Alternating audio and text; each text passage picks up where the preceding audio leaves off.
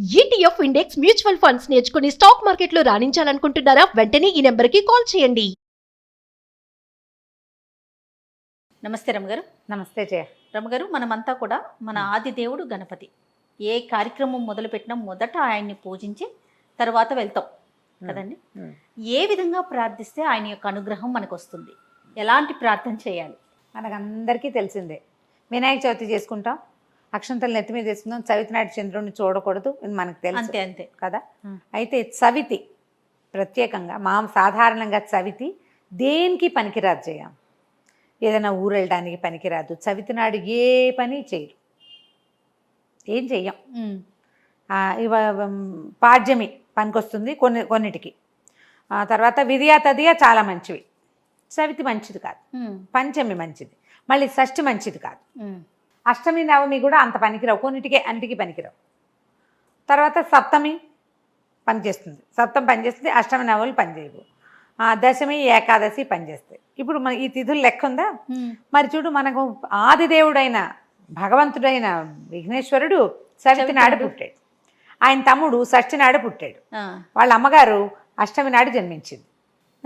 అష్టమి మనకి పనికిరాదు కదా, అస్సలు పనికిరాదు. అష్టమి నాడు ఏ పనులు చేసినా అన్ని కష్టాలు అంటాం కదా, పనికిరాదు అనుకుంటాం. కానీ చిత్రంగా అమ్మవారి జననం అష్టమి నాడు జరిగింది, ఆమెకు ప్రీతికరమైన రోజు అది. ఇప్పుడు చవితి ఏం చేయొచ్చు మనం? ఏమి మంచి మంచి కార్యాలు చేయకూడదు, వస్తువులు కొనుక్కోకూడదు, ఊరు వెళ్ళకూడదు, ఏదైనా పని మొదలు పెట్టకూడదు, కానీ వినాయక పూజ చేయొచ్చు. ప్రతి చవితి వినాయక పూజ చేసుకోవచ్చు. మళ్ళీ దీనికి ఏదో అమోఘమైన పూజ అదేమిటో చేసేయాలని కూడా ఏం లేదు, చాలా సింపుల్గా మనకందరికీ వచ్చు. పిల్లలకి ఫస్ట్ నేర్పిస్తాం. శుక్లాంబరధరం విష్ణు శశివర్ణం చతుర్భుజం ప్రసన్నవదనం ధ్యాయేత్ సర్వ విఘ్నోపశాంతయే. బాగుందా? ఈ శ్లోకంలో మనం ఒక వినాయకుడే కాదు, విష్ణువు ఉన్నాడు, పరమాత్మ ఉన్నాడు. ఇది మనం పరమాత్మ మొత్తం ప్రపంచాన్ని సృష్టించినటువంటి ఈ ప్రపంచ నిర్మాణకర్త అయిన పరబ్రహ్మ స్వరూపాన్ని ఆరాధన ఆ శ్లోకం. అందులోనే మహావిష్ణువు ఎవరైతే దీన్ని నడిపిస్తాడో జగన్నాటక సూత్రధారి, ఆ నాటక సూత్రధారి అయిన విష్ణువుని ఇదే శ్లోకంతో మనం కొలుస్తాం. ఈ శ్లోకం ఆయనకి సంబంధించింది.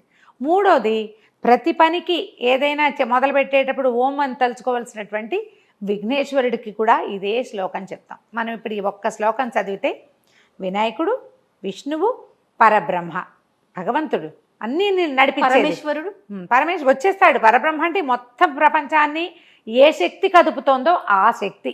ఒక ఆయన నడిపించేవాడు, ఇంకో వాళ్ళని విఘ్నాలు ఆపేవాడే కాకుండా అసలు ఈ మొత్తం విఘ్నాలకి నడపడానికి, కూర్చోడానికి, నుంచోడానికి కారణమైన పరంజ్యోతి పరమస్వరూపం ఏదైతే ఉందో ఆ శక్తిని గురించి కూడా ఇదే శ్లోకంలో చదువుతాం. మీకు ఏ స్తోత్రాలు రాకపోయినా పర్వాలేదు, ఏ పూజా విధానము తెలియక్కర్లేదు, శ్రద్ధగా శుక్లాంబరధరం విష్ణువే చదువుకోవచ్చు. చవితి నాడు తప్పకుండా చదువుకోవాల్సిన శ్లోకం శుక్లాంబరధరమే. దాన్ని మీరు 11 సార్లు చేయండి, 21 సార్లు చేయండి, 40 సార్లు చేయండి, 108 సార్లు అయినా చేయండి. ఇది పరిపూర్ణమైన మంత్రం, గాయత్రి మంత్రంలాగా పరిపూర్ణమైనది. చక్కగా ఆ ఒక్కదాన్నే చదువుకోవచ్చు. వినాయకుడికి బోల్డెన్ స్తోత్రాలని, రుణహర్తృ గణేష స్తోత్రము ఇలాంటివి ఉన్నాయమ్మా, చదవచ్చు. కుదరద్దు, చేత కావద్దు, ఎందుకంత హైరానా? మనకు వచ్చింది స్పష్టంగా చదువుకుంటే సరిపోతుంది. చిన్నప్పటి నుంచి నేర్చుకున్నాం, అది మనకు బాగా వచ్చు. ప్రతి చవితికి వినాయక ప్రార్థన చేయండి మస్ట్ అండ్ షుడ్గా. మీరు ఆ ప్రార్థన చేశాక మీకు కావాల్సిన పని చేసుకోవచ్చు. ఆ రోజున ఏదైనా పని చేయాల్సి వచ్చింది, అమ్మో చవితినాడు పని అవ్వదంటారు ఇంట్లో వాళ్ళు, మీరు 21 సార్లు అది చదవండి. పొద్దున్నే 108 సార్లు ఒక మాల పట్టుకుని పూర్తి మాల చేసేయండి.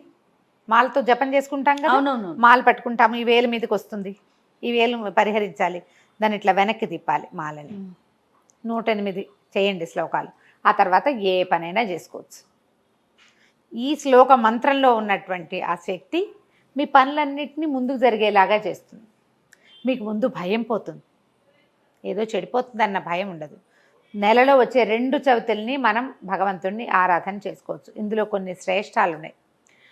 ఈ 2వ చవితి ఉంది కదా, కృష్ణ చతుర్థి, అది మంగళవారం నాడు వస్తే దాన్ని అంగారక చతుర్థి అంటారు. ఈ తొలి చవితి కంటే మామూలుగా వినాయకుడు పుట్టింది ఎప్పుడు? శుద్ధ చవితి నాడు కదా. మనం ఏం చెప్పుకుంటాము, ఇది మా భాద్రపద శుద్ధ చవితి నాడు భగవంతుడు జన్మించాడు. బహుళ చవితి సంకటహర చతుర్థిగా చెప్తారు, 2వ చవితి. ఆ 2వ చవితిలోనే ఏ చవితి అయినా మంగళవారం వస్తే దాన్ని అంగారక చతుర్థిగా చెప్తారు. దానివల్ల కూడా చాలా ప్రయోజనాలు ఉంటాయి. అప్పుడు కూడా మీరు ఏదో చేయాలనుకోవద్దు. కుదిరితే ఏదైనా ఒక దేవాలయ దర్శనం చేయండి. ఏ దేవాలయం, పెద్ద ఏ దేవాలయానికి వెళ్ళినా గణపతి ఒక చోట చక్కగా సిమంతంగా కూర్చుని కనపడతాడు. ఆయనకి గొడుగు గిడుగు కూడా అక్కర్లే, చెట్టు కింద కూడా కూర్చుంటాడు. చెట్టు కింద కూర్చున్న గణపతి కూడా మనకి అనుగ్రహిస్తాడు. అక్కడైనా దండం పెట్టుకోండి. రోడ్డు మీద వెళ్తుంటే అక్కడక్కడ మనకి గణపతి విగ్రహాలు దర్శనమిస్తాయి. చాలా కనపడుతున్నాయి కదా, అవును. అక్కడ దండం పెట్టుకోండి, ఆగి ఈ శ్లోకాలు చదువుకోండి. ఓ గుంజీలు తీయటం, ఇంకా చేయగలిగితే గణపతి కోసం గుంజీలు తీయటం. తర్వాత గణపతికి కాస్త గరిక సమర్పించటం. గరిక కథ చాలా విచిత్రమైన గాథ చెప్తారు, చెప్పుకుందాం అది కూడా. ఒక కొద్దిపాటి గరిక, 4 గరిక. ఇంకా మీరు నువ్వు ప్రసాదం పెట్టక్కర్లేదు, పువ్వులు తేవక్కర్లేదు, 21 రకాలు 11 రకాలు ఏమీ హైరాన్ లేదు, ఏమీ లేదు. 4 గరిక పోచలు సమర్పించి ఒక శ్రద్ధగా దండం పెట్టుకుని ఈ శుక్లాంబరధరం శ్లోకాన్ని నెంబర్ ఆఫ్ టైమ్స్ చదువుకోండి. లెక్క మాత్రం ఉంచుకోండి, 9, 11. పిల్లలకి దీన్ని అలవాటు చేయండి. ఇది చాలా మంచి ప్రాక్టీసు. గణేశుణ్ణి ప్రార్థించడానికి ఇంతకంటే సులువైన ఉపాయం ఇంకొకటి లేదు. ఇప్పుడు మంత్రం తీసుకుంటారు కొంతమంది, అందరికీ అవకాశం ఉండద్దమ్మా, కొంతమందికి ఉంటుంది. లేని వాళ్ళు ఏం చేయాలి? సులువుగా అందరూ చేసుకోగలిగే మహామంత్రం మన చేతిలో ఉన్నప్పుడు ఇంకా ఏదైనా చెయ్యాలేమోనని అనుకోవద్దు. దీన్నే శ్రద్ధగా చేయాలని భావించండి. ఈ శ్రద్ధతోటే గణపతి అనుగ్రహం చక్కగా పుష్కలంగా లభిస్తుంది. నువ్వెంత శ్రద్ధ చూపిస్తే అంత అవకాశం లభిస్తుంది. అంతే కథ. సంతోషం గారు. నమస్తే. నమస్తే.